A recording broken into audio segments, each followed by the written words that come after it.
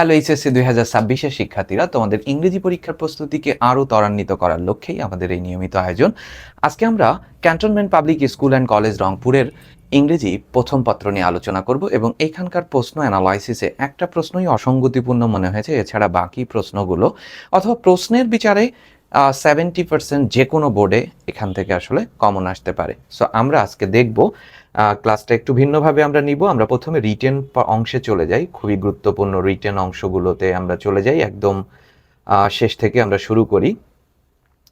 Written পার্টে আমরা 11 number theme writing থেকে শুরু করি এবং যে কবিতাটা দেখতে পাচ্ছ এটা 85% আসার পসিবিলিটি রয়েছে। উইলিয়াম শেক্সপিয়ারের বিখ্যাত নাটক অ্যাজ ইউ লাইক ইট, এই নাটকটার নাম অ্যাজ ইউ লাইক ইট নাটক। এটা একটা ড্রামা, বুঝতে পারছো? অ্যাজ ইউ লাইক ইট নাটকের মধ্যে থেকে এই গানটাকে, এটাকে ঠিক কবিতা না, এটাকে লিরিক বলবো আমরা, কিন্তু আমাদের সিলেবাসে লিরিক বলে কিছু নেই, আমাদের সিলেবাসে সবই পয়েম বলে ডিফাইন করেছে। যাই হোক, আমরা শেখার জন্য বা অ্যাডমিশনের জন্য এটা গুরুত্বপূর্ণ। এই লিরিকটা এখানে নেওয়া হয়েছে, এটার নাম ছিল লাভ অ্যান্ড ফ্রেন্ডশিপ। এই যে কনসেপ্টটা পাচ্ছ, love and friendship, love and friendship. Blow blow thou winter wind, একটা কনসেপ্ট শিখে নাও, অ্যাডমিশনের জন্য লাগবে। ব্লো ব্লো অর্থাৎ একই শব্দের পুনরাবৃত্তি, এদেরকে আমরা অ্যানাফোরা বলে থাকি। অ্যানাফোরা, একই শব্দের পুনরাবৃত্তিকে আমরা কি বলি? অ্যানাফোরা। একই শব্দ হুবহু ব্যবহার হয়েছে, ঠিক আছে? এই কবিতার মধ্যে আরেকটা কনসেপ্ট রয়েছে, দেখো, উইন্ড, আইএনডি, আনকাইন্ড, দেখেছো? কিন, কিন, ইন, সিন, হলি, ফলি, এদেরকে আমরা কোপলেট বলে থাকি, যেটাকে আমরা অন্তমিল বলি। সত্যেন্দ্রনাথ দত্তের কবিতাতে এই অন্তমিলের সংখ্যা অনেক বেশি, এই জন্য ওনাকে ছন্দের জাদুকর বলা হয়, ঠিক আছে? অ্যাডমিশন টেস্টে এটাও এবার রাজশাহী বিশ্ববিদ্যালয়ে এসেছিল, কোপলেটের কনসেপ্টটা নিয়ে। বলছে blow blow thou winter wind, শীতের বাতাস তুমি আরো প্রবাহিত হও। দো আর্ট নট সো আনকাইন্ড, তুমি তো এতটা নির্দয় না। অ্যাজ ম্যানস ইনগ্র্যাচিউড, ইনগ্র্যাচিউড মানে অকৃতজ্ঞ, মানুষ যতটা অকৃতজ্ঞ তুমি তো ততটা না। প্রকৃতিকে কবি মানব প্রকৃতির থেকে শ্রেয় ভালো বলেছে। Blow blow thou winter wind, শীতের বাতাস তুমি, দো মানে তুমি, তোরা তুই, শীতের বাতাস তুমি আরো প্রবাহিত হও। তুমি তো এতটা নির্দয় নও। অ্যাজ ম্যানস ইনগ্র্যাচিউড, মানুষ যতটা। দাই টুথ ইজ নট সো কিন, তাই তোমার দংশন, টুথ মানে দাঁত, দেখো না শীত লাগলে কাটা কাটা বোধ হয়, গায়ে কাটা কাটা লাগে, তাই তোমার দংশন আমার বেঁধে না। বিকজ দো আর্ট নট সিন, কারণ তোমার দর্শনই তো মিলে না, তোমাকে তো আমি দেখতেই পাই না, বুঝেছো? সরল ভাষায় বুঝি, ধরো তুমি কোনো নেমন্ত্রণের উদ্দেশ্যে বাসা থেকে সেজে গুজে দারুণভাবে বাইরে বের হলা, বৃষ্টিতে ভিজে গেলে, ওই ভেজে যাওয়ার জন্য তুমি কাউকে দায়ী করবে না, ওটাকে তুমি বৃষ্টি বিলাস বলে কাটিয়ে দিচ্ছ। কিন্তু কেউ যদি তোমাকে ইচ্ছা করে বাসা থেকে বের হলে ইচ্ছা করে ভিজায় দিল, কাদা মাখা জল দিয়ে দিল, তুমি তো ওকে না মেরে বাড়ি ফিরবে না, তাই না? কেন? বৃষ্টির প্রতি তোমার ক্ষোভ নেই, কারণ প্রকৃতিকে তো তুমি দেখো না, কিন্তু যে তোমাকে জল কাদা ছিটিয়েছে তাকে তুমি দেখছো। দেখো পৃথিবীতে, যেমন কিছু ঈদের সময় গ্রামে গেলাম না, একটা ছেলেকে চড় মারাকে কেন্দ্র করেই পুলিশ পর্যন্ত চলে আসলো। কিন্তু পৃথিবীতে প্রতিদিন কত স্বাভাবিক মৃত্যু হচ্ছে, প্রতিদিন, প্রতি মিনিটে মিনিটে কেউ না কেউ মরছে। এর জন্য ঈশ্বরের প্রতি কোনো অভিযোগ নেই, কোনো অনুযোগ নেই। কেন নেই? কারণ তার দর্শনই তো পাই না আমরা, তাহলে তার দংশন, তার দেয়া কষ্ট কেন পাবো? কনসেপ্ট বুঝেছো? দাই টুথ ইজ নট সো কিন, তোমার দংশন, তোমার যে যন্ত্রণা আমাকে বেঁধে না কেন? বিকজ দো আর্ট নট সিন, তোমার দর্শনই তো আমি পাই না, তোমাকে তো আমি দেখতেই পাই না, তাহলে তোমার দেয়া কষ্ট কেন আমার বিধবে? অলদো দাই ব্রেথ বি রোড, যদিও নিঃশ্বাস সমূহে প্রাণ ওষ্ঠাগত, যদিও কষ্ট হয়। হিমাঙ্কের নিচে যদি এখন যেভাবে কবি বলতেছে, শীতের বাতাস তুমি আরো প্রবাহিত হও, আরো আরো আরো, এভাবে যদি হিমাঙ্কের মাইনাসে চলে যায় তাপমাত্রা, তখন তো আমাদের কষ্ট হবে, কিন্তু কবির কাছে এই কষ্টটাকে কষ্ট মনে হয় নাই। হেই হো সিং হেই হো আনটু দ্য গ্রিন হোলি, শুরুতেই বলেছে, এটার কোনো মিনিং হবে না, এটার নাম কি বলো? লিরিক্স, গান, গানে দেখো না লা লা লা লা বলে চলে যাচ্ছে। হেই হো সিং হেই হো আনটু দ্য গ্রিন হোলি, পবিত্র অশোক পলাশে কবি এমন শীত আমন্ত্রণ করেছে, একদম চতুর্দিকে বরফে পলাশের মতো সাদা বর্ণ ধারণ করেছে। কবি আবার বলেছে মোস্ট ফ্রেন্ডশিপ ইজ কি, দেখো ফেঙ্গিং, এই যে বন্ধুত্ব, এই বন্ধু যেখানে পড়বে তুমি ওই বন্ধুর কাছে চলে যাবা, সেখানে পড়া হচ্ছে কি না হচ্ছে, এই যে হাই বন্ধুর থেকে এটা সৃষ্টি হয়। কবি এই বন্ধুত্বকে ফেঙ্গিং বলেছে, ভান বলেছে, ভান। আর প্রেমকে বলেছে ফলি, বোকামি, এই যে আমি তোমাকে ছাড়া বাঁচবো না, এটা একটা বোকামি বলছে। মোস্ট লাভিং মেয়ার ফলি, প্রেম কেবলমাত্র বোকামি। Then hey ho the holly, life is most jolly, আর জীবন জলি, জীবন চমৎকার, এই চমৎকার জীবনকে যদি নষ্ট করতে না চাও, কবি বলেছে you must be avoided friendship and love. Concept clear? শীতের বাতাস তুমি আরো প্রবাহিত হও, তুমি তো এতটা নির্দয় না, অ্যাজ ম্যানস ইন গ্র্যাচিউড, মানুষ যতটা।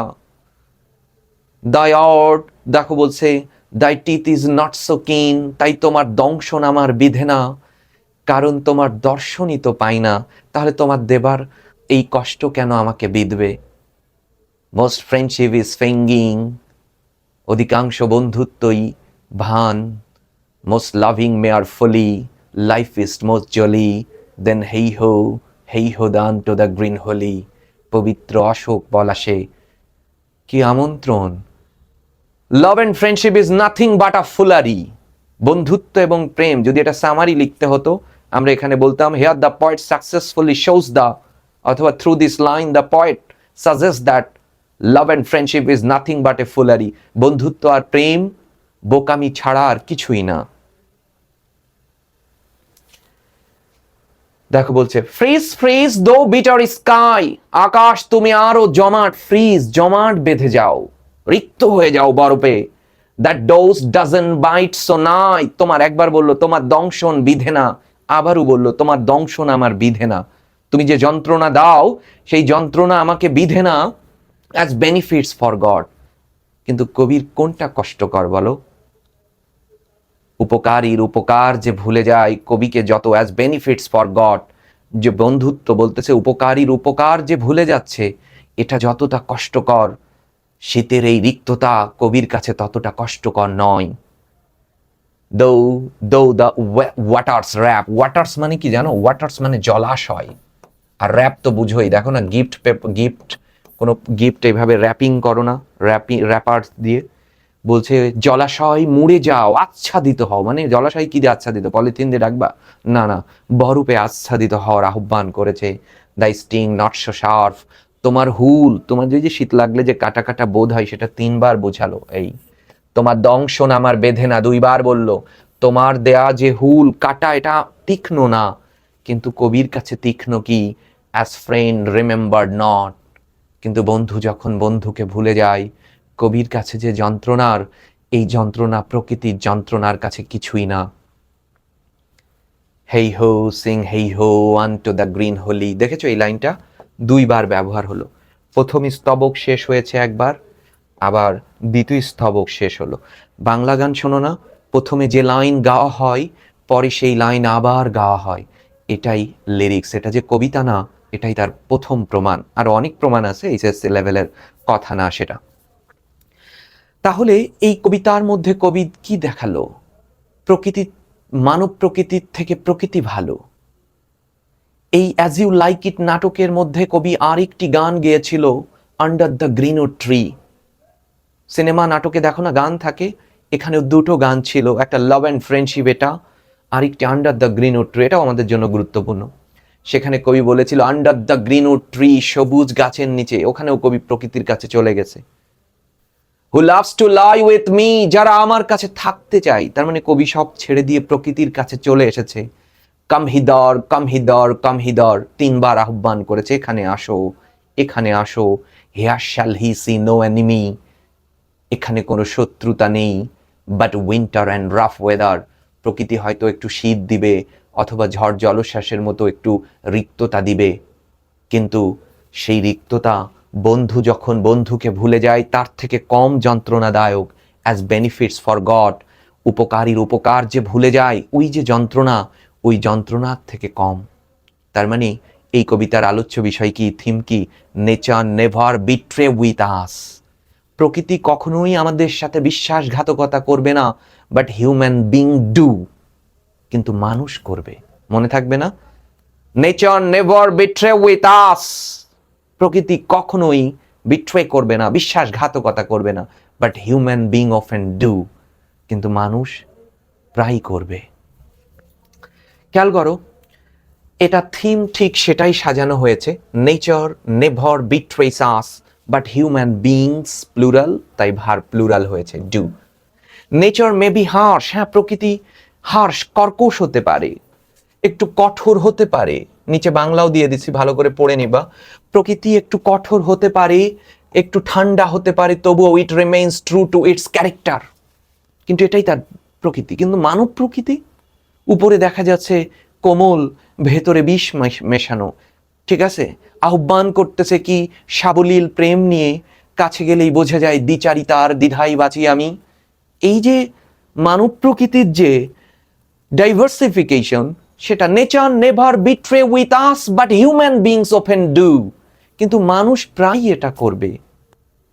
হ্যাঁ, নেচার সেমস বি হার্শ, মনে হতে পারে এটি কঠোর, এটি কোল্ড, তবুও কি it remains true to its character, অর্থাৎ তার স্বভাবের প্রতি সত্যনিষ্ঠ, যে প্রকৃতি তো এমনই। শীতের সময় শীত হবেই, গ্রীষ্মে বর্ষা আসবেই, বর্ষায় প্লাবিত হবেই, এটা তো মানিয়ে নিয়েছি। কিন্তু মানব প্রকৃতিকে দেখে বোঝা যাচ্ছে প্লাবনে মুখর, কিন্তু ভেতরে ভেতরে গ্রীষ্মের খরা, তাই না? এটা তো বোঝা যাচ্ছে না। মানুষ চেনা ভীষণ কঠিন একটা ব্যাপার। হিউম্যান বিংস, হাউএভার, যা হোক, human beings often forget kindness, যেটা বলেছে অ্যাজ বেনিফিটস ফর গড, তুমি যে উপকার করবা এই কাইন্ডনেস সে ভুলে যাবে, এবং ফেইল টু অ্যাপ্রিশিয়েট দ্য লাভ, এবং প্রেম, তুমি যে অমুক প্রেম তার জন্য দিয়েছো, ন্যূনতম প্রশংসা করবে না। অ্যান্ড কেয়ার দে রিসিভ সাস ইনগ্র্যাটিউড, বলেছে অ্যাজ ম্যানস ইনগ্র্যাটিউড, মানুষের অকৃতজ্ঞতা, এই ধরনের অকৃতজ্ঞতার কারণেই causes deeper pain than any suffering, দেখো বলছে ব্রট বাই নেচার, এবং মানুষ প্রায়ই যে বলতেছে এই অকৃতজ্ঞতা প্রকৃতির আনা যে কোনো কষ্টের চেয়ে গভীর বেদনা সৃষ্টি করে। এটাকে সহজ ভাষায় সাস ইনগ্র্যাটিউড, এই অকৃতজ্ঞতাই কজেস বা ক্রিয়েটস ডিপার পেইন, সৃষ্টি করে আরো গভীর ব্যথা, then any suffering brought by nature, প্রকৃতির আনা। প্রকৃতি কোন সাফারিং আনবে? খরা আনতে পারে, বন্যা আনতে পারে, ঝড় জলোচ্ছ্বাস, সাইক্লোন। এই যন্ত্রণার থেকে, এই যে যন্ত্রণা, ঠিক আছে, 2 মাসও আশ্রয় কেন্দ্রে থাকবে উপকূলীয় এলাকার মানুষ, এরপর এই প্রকৃতি আবার স্বাভাবিক হয়ে যাবে। কিন্তু মানুষ তোমার জীবনে, তোমার বিলাভ তোমার জীবনে যে আঘাত এনে গিয়েছে, সেইটা তো তুমি কোনোদিন ভুলতে পারবে না। এই জন্য বলতেছে যে সাস ইনগ্র্যাটিউড কজেস ডিফার পেইন, এই ধরনের অকৃতজ্ঞতা কজেস বা ক্রিয়েট, সৃষ্টি করে ডিপার পেইন, গভীর ব্যথা, দেন এনি সাফারিং, বুঝতে পারছো? ব্রট বাই নেচার, প্রকৃতির আনা যে কোনো যন্ত্রণার থেকে। দ্য লাইন শোজ, এই লাইনগুলো দেখিয়েছে ইমোশনাল ওন্স, তোমার যে আবেগগত, দেখো অকৃতজ্ঞ আচরণ থেকে সৃষ্ট যে ইমোশনাল ওন্স, তোমার যে আবেগগত ক্ষত তৈরি হয়েছে, ক্রিয়েটেড বাই আনগ্রেটফুল বিহেভিয়ার, সেটি সত্যিই harder to bear than physical hardship, শারীরিক যন্ত্রণার থেকেও অনেক বেশি কষ্টের। Therefore, সুতরাং human ingratitude is one of the most painful experiences in life, জীবনের সব থেকে, মানব জীবনের বেদনাদায়ক অভিজ্ঞতাগুলো হচ্ছে মানুষের এই অকৃতজ্ঞতা। আমার জীবনে আমি প্রচুর অকৃতজ্ঞ মানুষ দেখেছি, এবং এটা আমি মানাই নিয়েছি আসলে, বেশ এটাও এখন উপভোগ্য, কিন্তু কবির কাছে খুব যন্ত্রণাদায়ক। অ্যাজ ইউ লাইক ইট নাটক জুড়েই কবি এই বিশ্বাসঘাতকতার দোলাচলকে তুলে ধরেছে। অ্যাজ ইউ লাইক ইট পড়ে নেবা, অ্যাডমিশনের চান্স পাওয়ার পরে আমরা অ্যাজ ইউ লাইক ইট নিয়ে ঢাকা বিশ্ববিদ্যালয়ে যখন ভর্তি হবা, তখন আমার সাথে দেখা হবে, অনেক ছাত্রছাত্রীদের দেখা হয়। সো আমরা বিভিন্ন বই পুস্তক নিয়ে আলোচনা করব। Nature never betray with us, but man does, কিন্তু মানুষ এটি করবে, বুঝতে পারছো? সো কেয়ারফুল হয়ে যাও। আমরা এবার চলে আসি আমাদের যে গ্রাফটা, এটা একটি গ্রাফ এসেছে এবং খুব গুরুত্বপূর্ণ। আমরা দেখি গ্রাফ নিয়ে। দ্য গ্রাফ বিলো শোজ, এই যে নিচের গ্রাফটা দেখাচ্ছে যে the engagement of child labour in different sectors of x country, অর্থাৎ কোনো কান্ট্রির কথাবার্তা আসলে বলে নাই, একটা নাম দিয়েছে। 2005 থেকে 2016 সাল পর্যন্ত শিশু শ্রম, ভালো করে বুঝো, গ্রাফটা বুঝো, এখানে তিনটা শ্রমের, শিশুরা হয় কৃষি ক্ষেত্রে কাজ করছে, ইন্ডাস্ট্রি অথবা সার্ভিস, ঠিক আছে। দেখো 2005 সালে ওই দেশে শিশু শ্রমিকরা প্রায় 62% কৃষিকাজের সাথে অন্তর্ভুক্ত, দ্বিতীয় হচ্ছে ইন্ডাস্ট্রির সাথে 15% এবং সার্ভিস বিভিন্ন, সেটা 23%। অনলি আফটার 7 ইয়ার, 7 বছর পরে কৃষিটা কিন্তু কমেছে 45, কিন্তু দেখো ইন্ডাস্ট্রি বেড়েছে এবং সার্ভিসও বেড়েছে। এরপরে এরপরে আরও 12 আর কি 6 বছর পরে, মানে 5 বছর, আচ্ছা 4 বছর পরে এগ্রিকালচার কমেছে, ইন্ডাস্ট্রি বেড়েছে, সার্ভিসটা কিছুটা, সব মিলে আমরা দেখতে পাচ্ছি মানুষ আসলে শিল্পায়নের দিকে যাচ্ছে, নগরায়নের দিকে, এটা বাড়তেছে। ওভারঅল কৃষি কিন্তু বেড়েই আছে। শিশুরা 2005-এ আমরা প্রথম প্যারাটাই কি দেখতে পাচ্ছি সেটা দেখব। দেখো দ্য গ্রাফ ইলাস্ট্রেটস, এই গ্রাফটি ইলাস্ট্রেটস করেছে the percentage of child labour engaged in 3 sectors. প্রশ্ন দেখে দেখে লিখে দিবা। দ্য পাই চার্ট, মানে এটা পাই চার্ট না, এটা গ্রাফ। দ্য গ্রাফ ডেসক্রাইবস অথবা the graph illustrates the percentage of child labour কোথায়, এনগেজড ইন 3 সেক্টরস। এক হচ্ছে এগ্রিকালচার, ইন্ডাস্ট্রি এবং সার্ভিস ইন কান্ট্রি এক্স। কত সাল থেকে কত সাল? From 2005 to 2016। লিখতে পারবে না? দ্য গ্রাফ ইলাস্ট্রেটস, এই যে ইলাস্ট্রেটস ভাষাটা নিয়েও ডেসক্রাইবস লিখতে পারো, ডেপিক্টস লিখতে পারো, অনেক শব্দ নিতে পারো। The percentage of child labour engaged in 3 sectors such as agriculture, industry and service. কাদের? In country X from 2005 to 2016। It presents how the distribution of child labor changed over the years, এবং এটি দেখিয়েছে যে কিভাবে শিশু শ্রমের এই ধারাটা সময়ের সাথে সাথে বছরের পর বছর পরিবর্তন হয়েছে। শেষ। এবার দ্বিতীয় প্যারাতে টোটালি বর্ণনা লিখবা। According to the graph we can see that in 2005-এ agriculture account for the highest share of child labour, which is কত? 62%, while service and industry represented কি 23% and 15% যথাক্রমে, রেসপেক্টিভলি মানে যথাক্রমে। তাই 2005-এর বর্ণনা শেষ হয়ে গেল। 5-এ কি দেখতে পাচ্ছ? According to the graph or according to the above graph we can see that, আমরা দেখতে পাচ্ছি যে ইন 2005-2005-এ agriculture accounted for the highest, সব থেকে highest share of child labour, which is কি কত পার্সেন্ট? 62%, while অন্যথায় ইন্ডাস্ট্রি এবং সার্ভিস রিপ্রেজেন্টেড 23% অ্যান্ড দেখে দেখে লিখে দেওয়া 15% রেসপেক্টিভলি।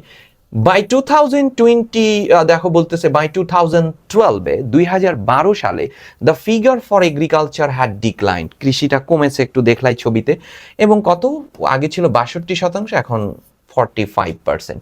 ইন কন্ট্রাস্ট অন্যথায় industry and service sectors increased, বৃদ্ধি পেয়েছে এত থেকে এত respectively.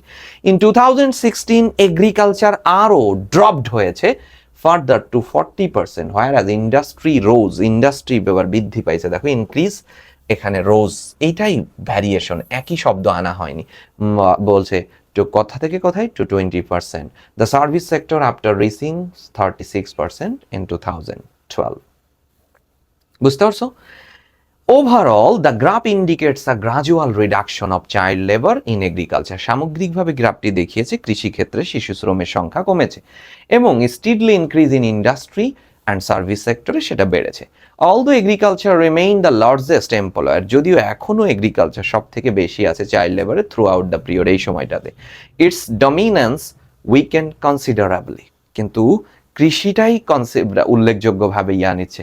This trend suggest a shift of child, এই ট্রেন্ডটা, এই প্রবণতাটা দেখাচ্ছে যে চাইল্ড লেবারের যে ধারাটা from traditional agriculture activities to ইন্ডাস্ট্রিয়ালিস্টের দিকে যাচ্ছে, বুঝতে পারছো? ইন্ডাস্ট্রিয়াল অ্যান্ড সার্ভিসের দিকে চলে যাচ্ছে। এবং হুইচ কলস দ্য ফর ইফেক্টিভ মেজার্স, কার্যকরী পদক্ষেপ, এই লাইনটা নাও নিতে পারো কারণ আমাদের কোনো ধরনের সাজেশন লেখা নিষিদ্ধ, আমরা কি করব এইটাই যা দেখতে পাচ্ছ সেই পর্যন্তই তুমি লিখে দিবা টোটাল।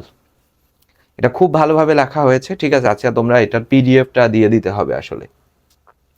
আমরা এবার দেখো, খেয়াল করো, হিউম্যান রাইটস, আমাদের যে প্যারাগ্রাফটা হিউম্যান রাইটস নিয়ে আমরা লেখা শুরু করব। দেখো এটা খুব গুরুত্বপূর্ণ, 90% পরীক্ষায় আসার পসিবিলিটি আছে। হিউম্যান রাইটস, মনোযোগ দিয়ে দেখবা। মানবাধিকার কি কি লিখবা দেখো, একদম খুব ঠান্ডা মাথায় গেথে নিবে, এগুলো লিখতে হবে। প্রথমেই আসলে ডেফিনেশন লিখতে হবে হিউম্যান রাইটস কি। আমরা দেখো হিউম্যান রাইটস হচ্ছে basic rights and freedom every person deserve. প্রত্যেক পারসন, কোন কোন পারসন বলতেছে? সকল রেস, রিলিজিয়ন, জেন্ডার, ন্যাশনালিটি বেজে যত মানুষ আছে সবাই, জাতি, ধর্ম, জাতীয়তাবাদ, বর্ণ নির্বিশেষে সবাই। কিসের অধিকার চাবে? তার পরের লাইনে যে হিউম্যান রাইটস রিফার্স করবে right to life, right to education, right to freedom of speech, right to press সংবাদপত্রের স্বাধীনতা, রাইট টু হেলথ কেয়ার স্বাস্থ্য, right to work, right to equality and justice.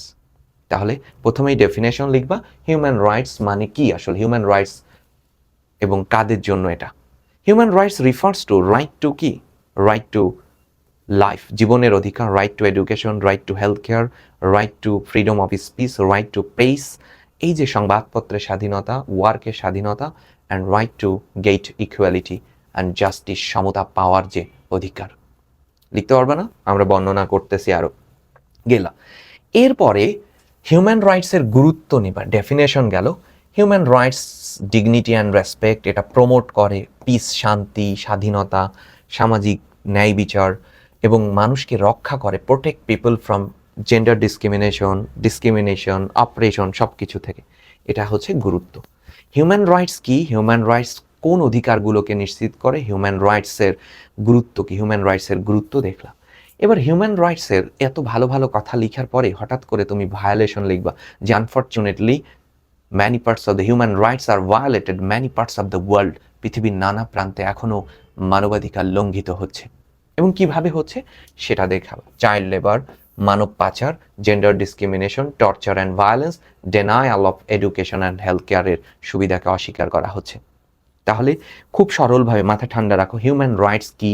Human rights refers to right to education, right to healthcare, right to freedom of speech, right to praise, right to work, and right to establish equality and justice.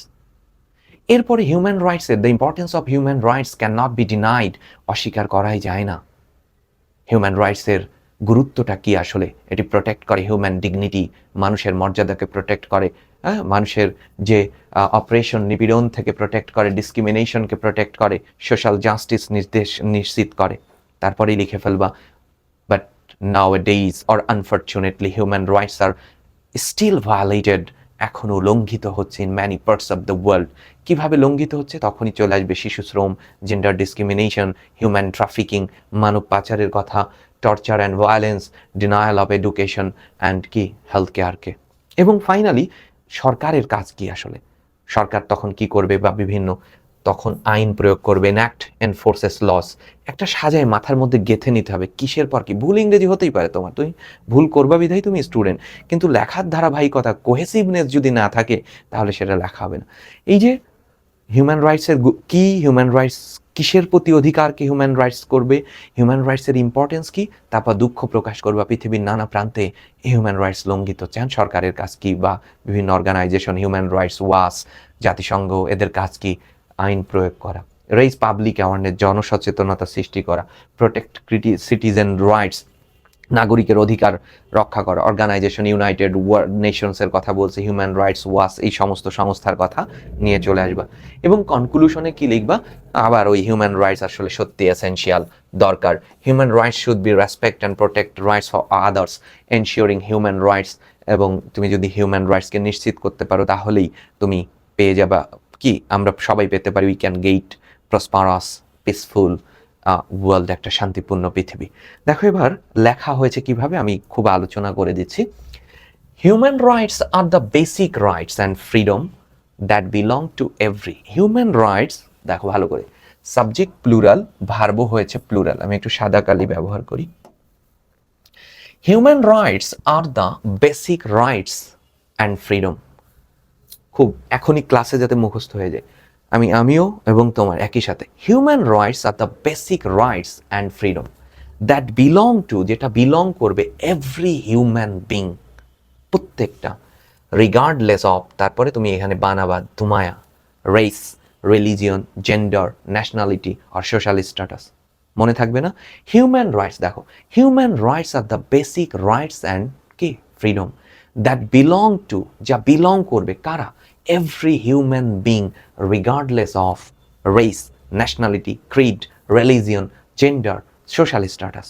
আবার বলো, human rights are the basic rights and freedom that belong to every human being ইরেসপেক্টিভলি, নির্বিশেষে অথবা regardless of race, religion, gender, Creed, nationality and social status, সবাই। These rights are essential for ensuring human dignity, মানব মর্যাদা, মানুষের সমতা এবং freedom. তাহলে আবার শুরু করো, হিউম্যান রাইটস অফ দ্য, কি বলো, basic rights and freedom that belong to every human being, যা প্রত্যেক হিউম্যান বিংয়ের কি একদম ধারণ করবে, রিগার্ডলেস অফ, সে যেমনই হোক, regardless of Creed, cast, religion, nationality or social status. The rights are very essential কিসের জন্য, এনশিওরিং হিউম্যান ডিগনিটি, মানুষের মর্যাদা, ইকুয়ালিটি অ্যান্ড ফ্রিডম নিশ্চয়নের জন্য। হিউম্যান রাইটস ইনক্লুড, এবার হিউম্যান রাইটসের মধ্যে একবারে কি মুখস্থ করা লাগবে, হিউম্যান রাইটস ইনক্লুড কি কি বলে যাচ্ছি, right to life, right to education, right to health care, right to freedom of speech, right to press, right to justice and equality. ধুমায়া লিখে যাবো এখান থেকে। এবং সবার শোকে and equal treatment before the law, ওই যে রাইট টু জাস্টিস। তাহলে এই পর্যন্ত দেখো, আবার বলতেছি, হিউম্যান রাইটস মাথার মধ্যে একদম ধারণ করে নিবা, ওই যে কি পয়েন্টসগুলো তোমার মাথায় সাজানো থাকবে। Human rights are the basic rights and freedom that belong to, যা বিলং করতেছে, কারা বিলং করতেছে, that belong to every human being regardless of caste, creed, religion, nationality or social status.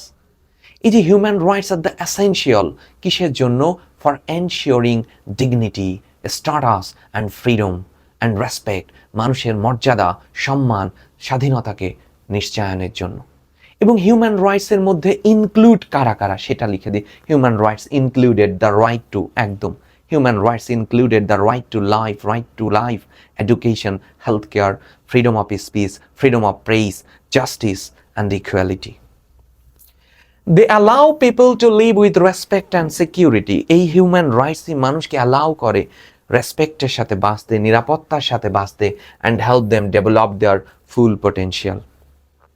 Human rights play a vital role, গুরুত্বপূর্ণ ভূমিকা পালন করতেছে in maintaining peace, সমাজে peace, গুরুত্বগুলো এখন হিউম্যান রাইটসের যে বলতেছে, human rights plays a major role, গুরুত্বপূর্ণ ভূমিকা পালন করছে ইন মেইনটেইনিং, কি মেইনটেইন করতেছে দেখো, শান্তি, justice and harmony in society, among the people, মানুষের মধ্যে। এবার when people enjoy their rights, যখন প্যারাগ্রাফ তো এভাবে পাঁচ মারতে হবে, they can contribute positively to the progress of their communities and নেশনের প্রতি তারা দায়িত্ব পালন করতে পারে। এইবার এত ভালো কথা বলে দুঃখ প্রকাশ করছো, unfortunately human rights are often violated in many parts of the world, পৃথিবীর নানা প্রান্তে মানবাধিকার আজকে লঙ্ঘিত হচ্ছে। এখন কিসে লঙ্ঘিত হচ্ছে দেখো, child labour, human trafficking, gender, যত সমাজের সমস্যা আছে সব বলে দিবা।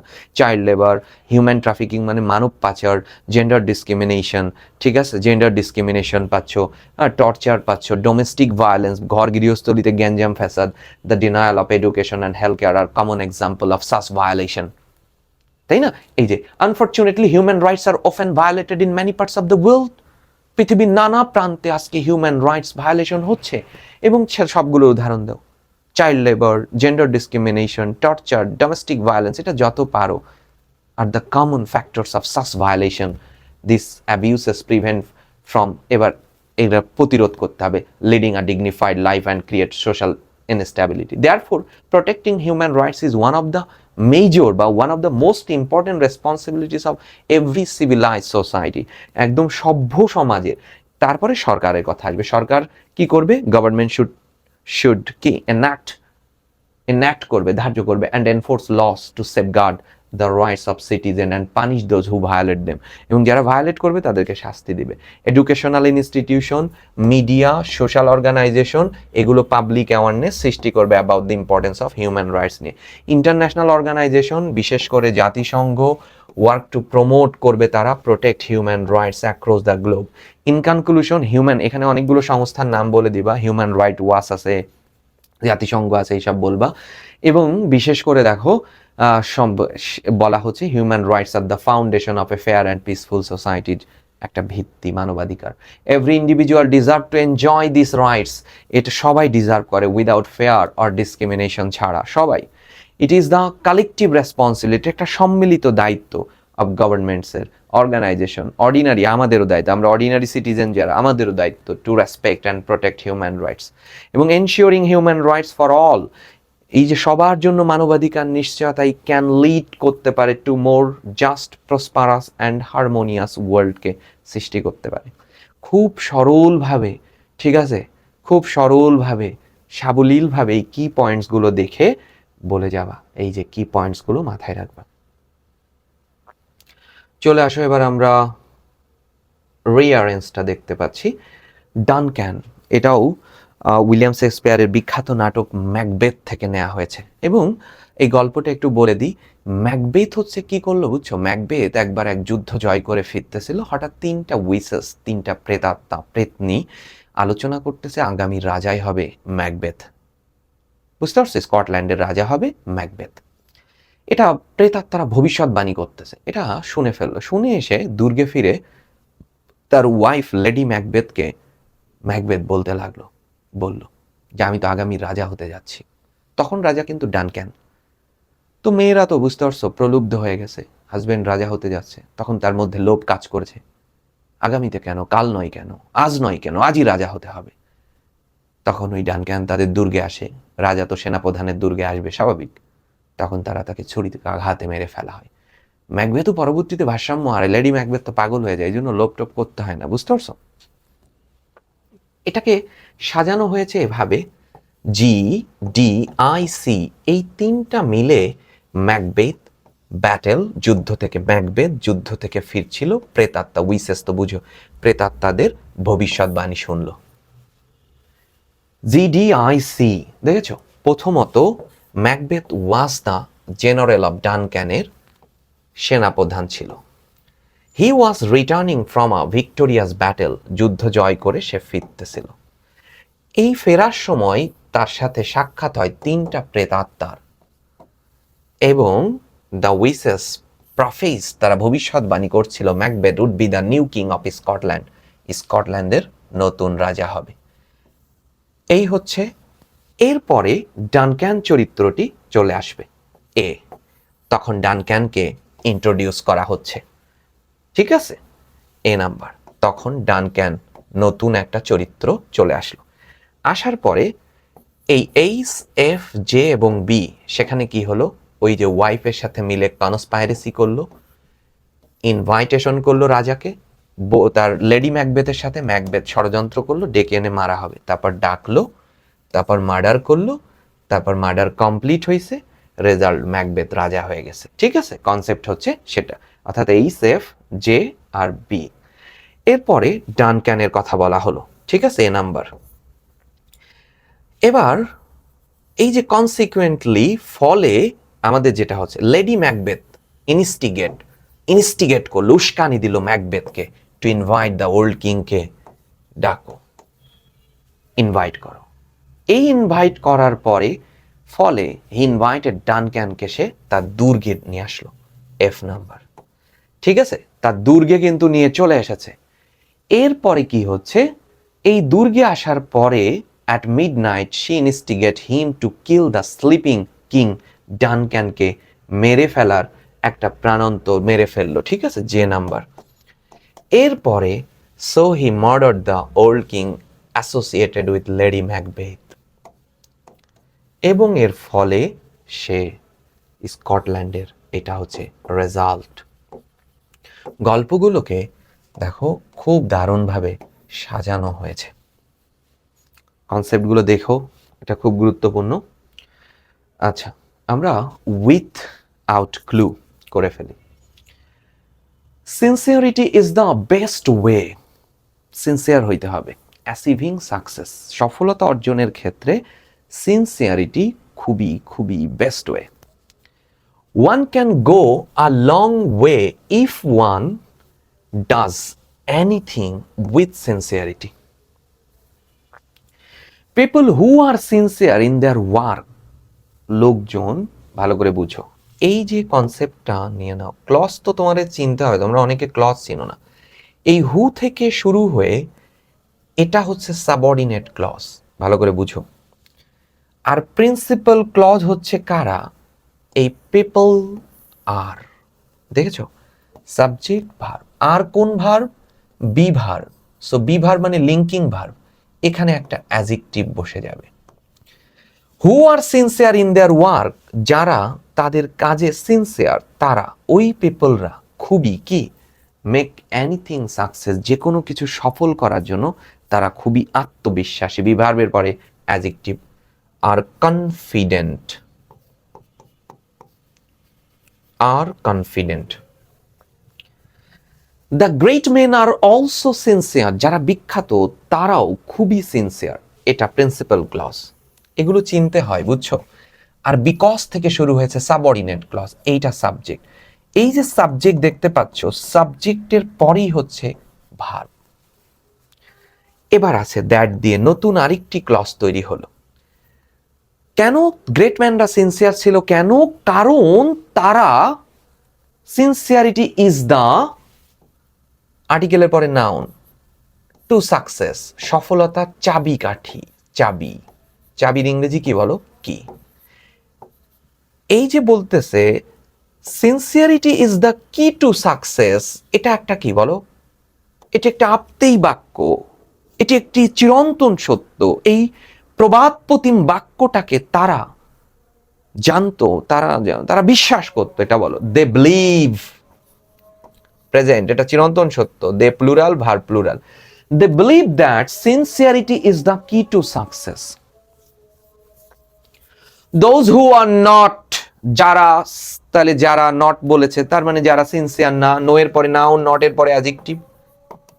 যারা সিনসিয়ার না, খেয়াল করো, সিনসিয়ার না, ক্যান নেভার, তারা কখনোই, লং ইন দ্য ওয়ার্ল্ড, এই যে কনসেপ্টটা আমাদেরকে বলেছে, তারা কখনোই কখনোই গো লং, যেতে পারবে না, দীর্ঘ পথ অতিক্রম করতে। The poor people are not always sincere because they don't know the, the আর অপের মাঝে নাউন, তারা সিনসিয়ারিটির কি জানে না? তারা সিনসিয়ারিটির গুরুত্ব জানে না। দ্য ইম্পর্টেন্স অফ সিনসিয়ারিটি, তারা সিনসিয়ারিটির গুরুত্ব জানে না। The importance of, the significance of sincerity. If they knew it, যদি তারা জানতো, দে উড, উডের পরে ভার্বের base, they would a good use of it, যদি তারা জানতো তাহলে তারা অবশ্যই, এই যে উড পাচ্ছ এখানে, উডের পরে ভার্বের বেস ফর্ম বসে যাবে।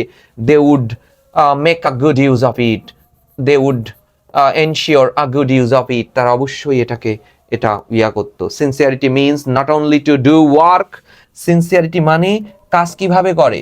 প্রপারলি। শুধুমাত্র যে প্রপারলি কাজ করাটাকেই সিনসিয়ারিটি বলা যাবে সেটা না, বাট অলসো উইথ ডিউটিফুলনেস, অনেস্টি লাগবে, মডেস্টি লাগবে, অ্যান্ড গুড বিহেভিয়ার লাগবে। ইফ অল অফ আস, যদি প্রত্যেকেই ড্যাশ সিনসিয়ার, দেখো আওয়ার কান্ট্রি কনসেপ্ট এখানে বুঝো। ইফ অল অফ আস, এটি হচ্ছে বাক্যের সাবজেক্ট, ঠিক আছে? সিনসিয়ার হচ্ছে অ্যাডজেক্টিভ, ভালো করে বুঝো কিন্তু। পাচ্ছ কি? Subject, adjective. তো আমরা জানি সাবজেক্টের পরে কি বসবে? ভার্ব। এখানে একটা অ্যাডজেক্টিভ রয়েছে, তো কোন ভার্বের পরে অ্যাডজেক্টিভ বসে? লিঙ্কিং ভার্বের পরে অ্যাডজেক্টিভ বসে। লিঙ্কিং ভার্বের উদাহরণ কারা? Be verb, become, be, become, feel, remain, appear, smell, taste, sound, এরা লিঙ্কিং ভার্ব। তো বলছে অল অফ আস, যদি প্রত্যেকেই সিনসিয়ার হয়, হওয়ার ইংরেজি কি বলো? বিকাম। অথবা বি, বি মানে আর, অল বলেছে যেহেতু আর, অল অফ আস বিকাম, অথবা all of us sincere, our country is sure dash prosperous. Is sure, আবারও অ্যাডজেক্টিভ, লিঙ্কিং ভার্ব নিয়ে আসো। ইজ শিওর, আবার লিঙ্কিং ভার্ব দেয় আছে, খুব জটিল কনসেপ্ট চলে আসছে। আওয়ার কান্ট্রি, যদি if all of us become sincere, our country is sure, নিশ্চিতভাবে প্রসপারাস হবে, হবে। অ্যান্ড শিওরের পরে টু প্লাস ভার্বের বেস ফর্ম বসে, বুঝছো? তাহলে হওয়ার ইংরেজি হচ্ছে বি, তো নিয়ে নাও to be prosperous, to be prosperous. চলে আসো এবার পরের প্রশ্ন, বুঝো একটু। অপরচুনিটি মানে তো বুঝোই সুযোগ সুবিধা, লিমিট মানে সীমাবদ্ধতা, সাফিসিয়েন্ট মানে পর্যাপ্ত। আমরা দেখি অ্যাক্সেসিবিলিটি টু হায়ার এডুকেশন, উচ্চ শিক্ষায় প্রবেশ।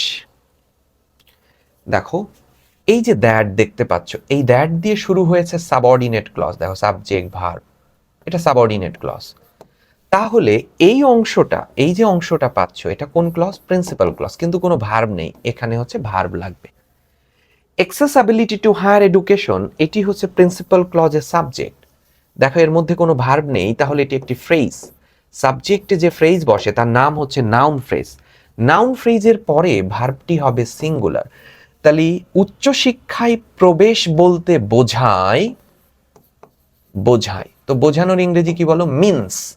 কিন্তু মিন তো নেই এখানে, আচ্ছা ইমপ্লাই আছে, তাহলে ইমপ্লাইকে সিঙ্গুলার করে দাও, implies. Accessibility to higher education implies বলতে বোঝাচ্ছে যে স্টুডেন্ট গেট দা, ভালো করে বুঝো, আর্টিকেলের পরে নাউন বসবে। গেট ইউনিভার্সিটি এডুকেশন অর্থাৎ বিশ্ববিদ্যালয়ের শিক্ষাতে কি পাবে? সুযোগ পাবে। সুযোগ পাওয়ার ইংরেজি কি? অপরচুনিটি। গেট দা লিখে ফেলো, opportunity, get the opportunity. And এবং সাপোর্ট হচ্ছে নাউনকে মডিফাই করবে অ্যাডজেক্টিভ, এবং পর্যাপ্ত সমর্থন পাবে, পর্যাপ্ত, তার মানে পর্যাপ্ত আছে সাফিসিয়েন্ট, সাফিসিয়েন্ট সাপোর্ট পাবে কোথা থেকে? শিক্ষা প্রতিষ্ঠান থেকে। ইনক্রিজিং, দেখো এখানে বলতেছে বৃদ্ধি পাবে, increasing dash at the secondary and higher secondary level puts, এটা হচ্ছে ভার্ব, ভার্ব সিঙ্গুলার, তার মানে এখানে সাবজেক্টটি হবে সিঙ্গুলার। তার মানে সেকেন্ডারি এবং হায়ার সেকেন্ডারিতে ভর্তিটা বাড়াইতে হবে। ভর্তির ইংরেজি কি হবে? আমরা বলি না এনরোল করতে হবে, ইনক্রিজিং। তাহলে এখানে তো সাবজেক্ট, সাবজেক্টে তো নাউন, এনরোল এর নাউন ফর্ম হচ্ছে enrolment. at the secondary and higher secondary level puts on higher educational institution। আচ্ছা ভালো করে বুঝো, সেকেন্ডারি লেভেল এবং হায়ার সেকেন্ডারি লেভেলে এত স্টুডেন্ট ইনক্রিজিং হইছে, এর এনরোলমেন্টে এত বৃদ্ধি পাইছে যে ঢাকা বিশ্ববিদ্যালয়ের মতো প্রতিষ্ঠানের উপরে চাপ সৃষ্টি করছে। তাহলে পুটস প্রেশার, প্রেশার কি আছে? প্রেস, লিখে ফেলো তাহলে, প্রেস না, এখানে ভুল আছে, প্রেশার, চাপ সৃষ্টি করতেছে on higher educational institution. But due to capacity হচ্ছে নাউন, ঢাকা বিশ্ববিদ্যালয়ে তো সিট নেই, কিন্তু এইচএসসি পরীক্ষা তো দিবে 10 লাখ, তাহলে কিসের অভাব? সীমিত সুযোগ, লিমিটেড ক্যাপাসিটি। সহজ কথা, তোমাদের জীবন থেকে নেওয়া গল্প। only a small number of students may be enrolled in university, খুব কম সংখ্যক ছাত্রছাত্রীরা বিশ্ববিদ্যালয়ে ভর্তি হতে পারছে। দাস, আর এইভাবেই ইসিআর প্রত্যেক বছর আমরা তাহলে লিমিট ব্যবহার করেছি, limited, opportunity, sufficient, imply, enrol, এখানে ভুল ছিল, প্রেশার। আচ্ছা, আর ডিনাইড, প্রতি বছর a huge number of students are denied, বিশাল সংখ্যক ছাত্রছাত্রীদেরকে অস্বীকার করা হচ্ছে, ডিনাইড করা হচ্ছে, ঠিক আছে, একেবারে কিসে? হায়ার এডুকেশনে প্রবেশে। তাহলে প্রবেশের ইংরেজি কি বলো? Access, access to higher education। also due to dash, আরো কিসের কারণে? due to মানে কারণে, কিসের কারণে? increase in educational, দেখো increasing in educational institution এর কারণে হতে পারে, না কেন বিশ্ববিদ্যালয়ে চান্স পাচ্ছে না? দারিদ্রতা হতে পারে, due to এর পরে নাউন বসে, poor এর নাউন ফর্ম হচ্ছে poverty, দারিদ্রতার কারণে। অথবা এডুকেশনাল কি? শিক্ষার এই যে প্রচুর খরচ, এডুকেশনাল ব্যয়, ব্যয়ের ইংরেজি কি আছে?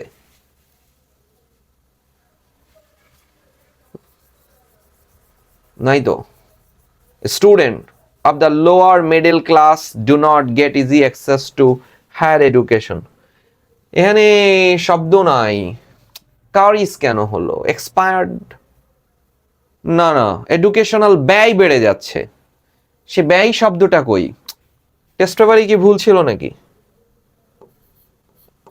টেস্ট পেপারটা কই? শিক্ষার ব্যয়, কেন মানুষ বিশ্ববিদ্যালয়ে পড়তে পারছে না, তাই না? কেন পারছে না? দারিদ্রতা একটা কারণ, এটা মেনে নেওয়া যাবে, দারিদ্রতা অবশ্যই একটা কারণ। দেখছো ইমপ্লাই অ্যাভেলেবল, এক্সপেন্ড আছে এখানে, আর লিখছে এক্সপায়ার্ড। হ্যাঁ, এক্সপেন্ড, এক্সপেন্ড থেকে আমরা এখানে নিতে পারি expenses, educational expenses. Students of the lower middle ক্লাসে যারা পাচ্ছে তারা একেবারেই। মোর ওভার এক্সপেন্ডের পরে আসছে, আচ্ছা প্রেশারই ছিল। এছাড়াও those who gate places in the university, এরপরেও যারা বিশ্ববিদ্যালয়ে চান্স পাচ্ছে তারা যে খুব ভালো হয়ে গেছে এমন না, তাদেরও আছে limited access to avail all kinds of diversified dash facilities, facilities relating to their study fields এর, অর্থাৎ তাদেরও দেশের এডুকেশনাল ফ্যাসিলিটিসের অভাব রয়েছে। সো এডুকেশন আছে, ফ্যাসিলিটিস নাউন, নাউনকে মডিফাই করে দাও অ্যাডজেক্টিভ। ঢাকা বিশ্ববিদ্যালয়েই তো, অন্য বিশ্ববিদ্যালয় বাদই দেওয়া হলো, ঢাকার বাইরের ইউনিভার্সিটিতে তো একেবারেই ফ্যাসিলিটিস নাই। আচ্ছা,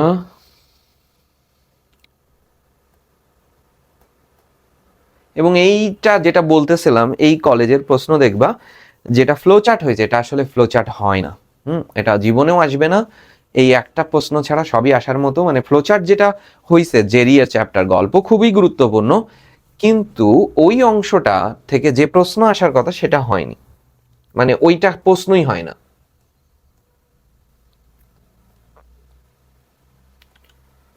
সো আমরা প্রথম প্যাসেজটা পড়ে নিই, খুব গুরুত্বপূর্ণ। নেলসন ম্যান্ডেলাকে জানো, রিভোনিয়া ট্রায়ালে যখন তাকে কাঠগড়ায় দাঁড় করানো হলো, সেখান থেকে এই বক্তব্যটি। I am the first accused, Nelson Mandela বলল, আমি প্রথম ভুক্তভোগী, অভিযুক্ত আমি। I hold a bachelor degrees in arts and practised, আমি কলা থেকে স্নাতক ডিগ্রি অর্জন করেছি এবং practised as an attorney in Johannesburg for a number of years in partnership with Oliver ট্যাম্বোর মতো বিখ্যাত আইনজ্ঞের সাথে অংশীদারিত্বে আমি জোহানেসবার্গে দীর্ঘদিন ধরে আইন পেশায় নিয়োজিত রয়েছি। I am a convicted prisoner, আমি সেই অভিযুক্ত আসামি, serving 5 years for living the country, যাকে 5 বছর দেশটাকে নিষেধাজ্ঞা, without a permit and for inciting, insight শব্দের অর্থ উস্কানি দেয়া, এবং people to go on a strike at the end of May 1961, 1961 এর মেয়ের শেষ দিকে আমাকে লোকজনকে আমি প্ররোচিত করার অপরাধে আমাকে কারারুদ্ধ করা হলো এবং দেশ ত্যাগে নিষেধাজ্ঞা করা হলো। at the outset মানে প্রথমে, at the beginning, আমি প্রথমেই বলতে চাই, I want to say that suggestion made by the state in its opening that the struggle in South Africa is under the influence of foreigners or communists is wholly incorrect. কনসেপ্টটা বুঝো। যেমন হাসিনা রেজিমের সময় যে কারোর উপরে জামাত বিএনপি এরকম একটা tag দিয়ে দিত, তৎকালীন সময়ে বা যুগে যুগে সব সময় নেলসন ম্যান্ডেলাকে কাঠগড়ায় দাঁড়ানোর পরে রাষ্ট্রপক্ষ প্রথম অভিযোগ আনলো, ইউ আর দ্য কমিউনিস্ট, আপনি কমিউনিস্ট, আপনি পশ্চিমাদের দালাল। কিন্তু নেলসন ম্যান্ডেলা বলল যে এই ফরেনার আর কমিউনিস্টদের যে প্রভাবক আমি, ইজ হোলি ইনকারেক্ট, এটি সম্পূর্ণ অসত্য।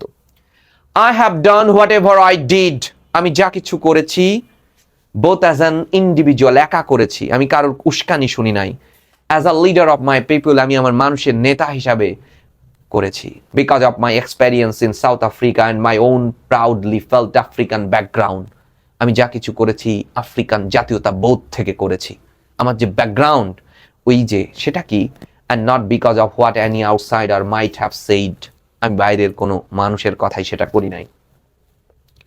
ইন মাই ইয়থ, আমি আমার তারুণ্যে, ইন দ্য ট্রান্সকেই, যেখানে নেলসন ম্যান্ডেলা জন্মেছিল সেখানে ওই শৈশবেই আমি শুনেছি, listen to the elders of my tribe, আমি আমার গোত্রের বয়োজ্যেষ্ঠদের কাছে, বয়স্কদের কাছে শুনেছি, মুরব্বীদের কাছে শুনেছি, telling stories of the old days, সেই পুরনো দিনের কথা শুনেছি।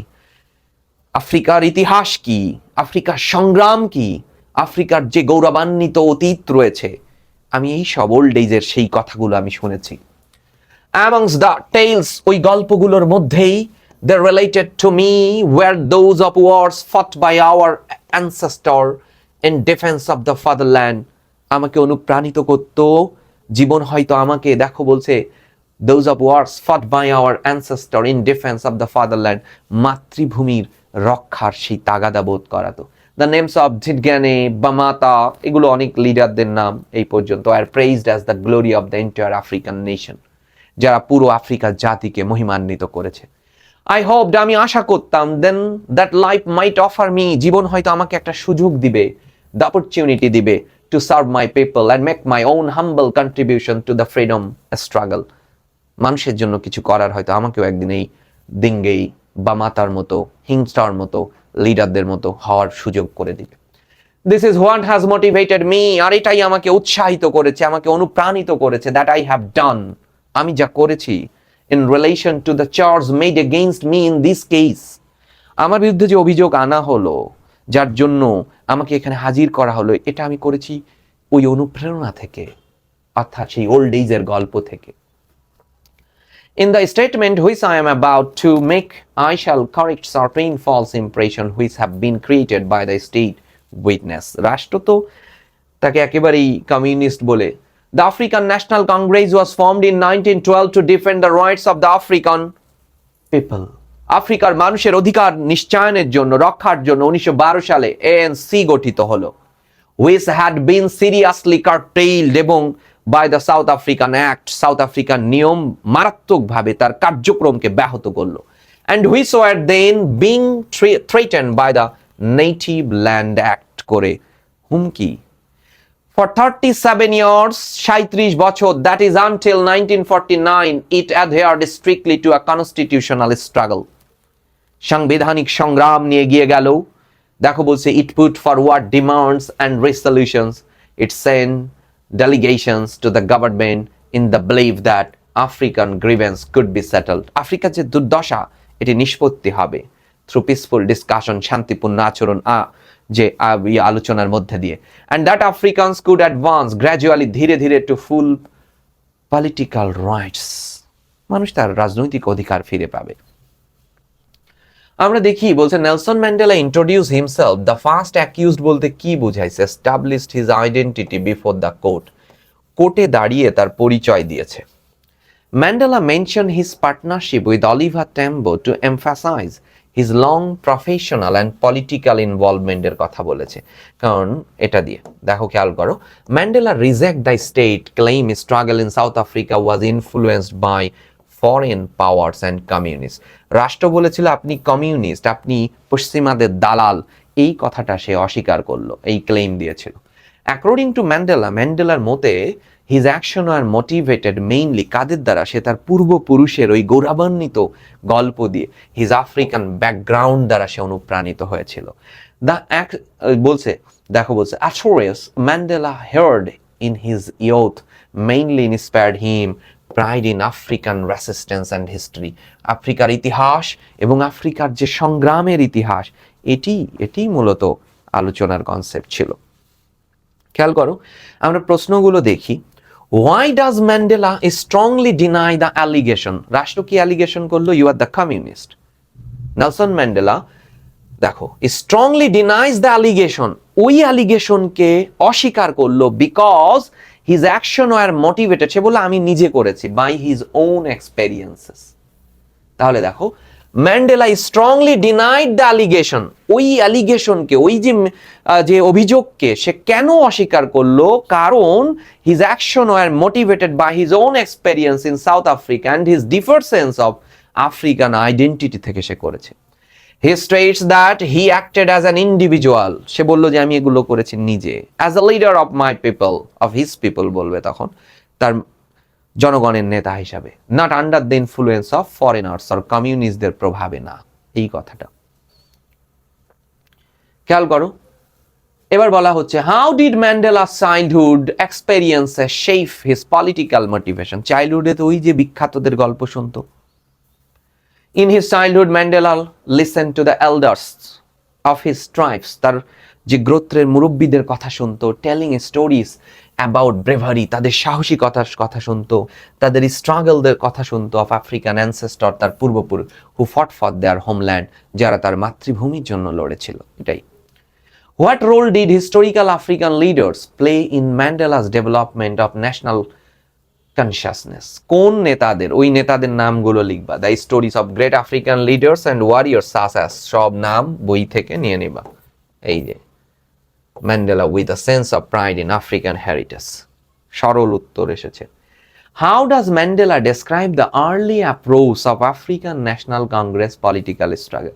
তো উনি কি বললো? নেলসন ম্যান্ডেলা কাঠগড়ায় দাঁড়িয়ে ডেসক্রাইব করলো the early approach of the African National Congress.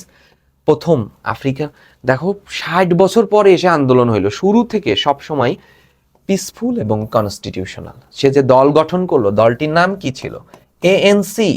তো এই আফ্রিকান ন্যাশনাল কংগ্রেসের ফার্স্ট অ্যাপ্রোচ ছিল শান্তিপূর্ণ এবং সাংবিধানিক। The ANC put forward demands and resolution, পরবর্তীতে দাবি এবং মুক্তির জন্য আগালো, অ্যান্ড সেন্ড ডেলিগেশন পাঠালো সরকারের কাছে, নিজেদের প্রতিনিধি পাঠালো। নেলসন ম্যান্ডেলা তো তখন পলাতক, প্রতিনিধি পাঠালো, বিলিভিং দ্যাট, এই বিশ্বাসে যে African grievance could be solve বা could be settle through peaceful discussion, শান্তিপূর্ণ আলোচনার মধ্যে দিয়ে, অ্যান্ড পলিটিক্যাল প্রোগ্রেস। কিন্তু সেটা আর হইল কই? Why does Mandela believe he is justified in the action related to the charges against him? Why does Mandela, কেন ম্যান্ডেলা বিষয় he is justified in the action related to the charges against him? Mandela believes he is justified because everything he did was motivated by his own, তার নিজস্ব desire to serve his people and fight for the rights and freedom. His action were based on his experiences and commitment to, কিসের commitment? Justice, not an outsider influence, বাইরের কোনো প্রভাব তার মধ্যে ছিল না। এটা ছিল রংপুরের ক্যান্টনমেন্টের যে প্রশ্নটি। নেলসন ম্যান্ডেলার এই কনসেপ্টগুলো বিশেষ করে রিটেনের দিকে ভীষণ রকম থিম এবং প্যারাগ্রাফ রাইটিং খুব খুব খুব গুরুত্বপূর্ণ। খুব মনোযোগ সহকারে এটা দেখবা, ঠিক আছে? একদম 1.5 ঘন্টা মতো সময় দিবা, সারাদিন অন্যান্য সাবজেক্ট পড়ো, এই কনসেপ্টগুলোতেই তোমার ইংরেজির প্রস্তুতি আরও দৃঢ় হয়ে যাবে। সবাই ভালো থাকবা, আল্লাহ হাফেজ। এবং আমরা কিন্তু আগামী 15 তারিখ থেকেই আমরা অ্যাডমিশনের ক্লাস শুরু করতেছি। যারা যারা ইন্টারেস্টেড, এই যে আমার ক্লাস কিন্তু একদম র ক্লাস, এরকমই হয়। আমি যে আসি, ওইটুক কেটে দিই আর বের হই, এই ক্লাসে কোনো কাটাকাটি নেই, ডিরেক্ট মানে যেভাবে পড়ায় আসলে। সো এটা যদি কারোর ভালো লেগে থাকে, সো কাম হিদার, উইলিয়াম শেক্সপিয়ারের মতো আমরাও বলতে চাই কাম হিদার, কাম হিদার, কাম হিদার। বুঝতে পারছো? এই হচ্ছে ব্যাপার। সো অ্যাডমিশনের ক্লাসে দেখা হচ্ছে 15 তারিখ থেকে। সো ওই সময় আমরা আসলে কি কি পড়বো সেটা একটু মানে গোপন রাখি আমরা, আমাদের একটা প্রস্তুতির জন্য, যেটা এইচএসসিতেও কাজে লাগবে, আবার অ্যাডমিশন থেকেও প্রশ্ন হবে। এমন টপিকসগুলোই আমরা পড়বো আসলে, যাতে এইচএসসির কোনো ক্ষতি না হয়। ঠিক আছে? সবাই ভালো থাকবা, আল্লাহ হাফেজ। আর ক্লাসটা দেখবা খুব মনোযোগ দিয়ে। দেখা হচ্ছে, টাটা।